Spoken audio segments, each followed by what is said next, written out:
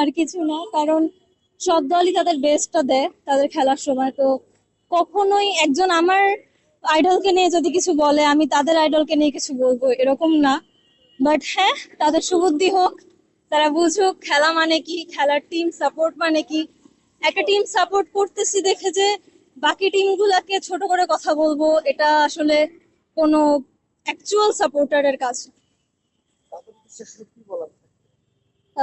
আপনাদের সুবুদ্ধি হোক, আপনারা একটু ভালো করে খেলা বুঝুন, খেলা দেখুন, এবং মানুষকে সম্মান করতে শিখুন। আমরা দেখেছি যে তারা বলেছে ম্যাচ ক্লিয়ার, নেইমার অনেক ভালো খেলে, আমরা দেখেছি গত ম্যাচে নেইমার প্রথম মাঠে নেমেছে, সেক্ষেত্রে আপনি কি বলবেন?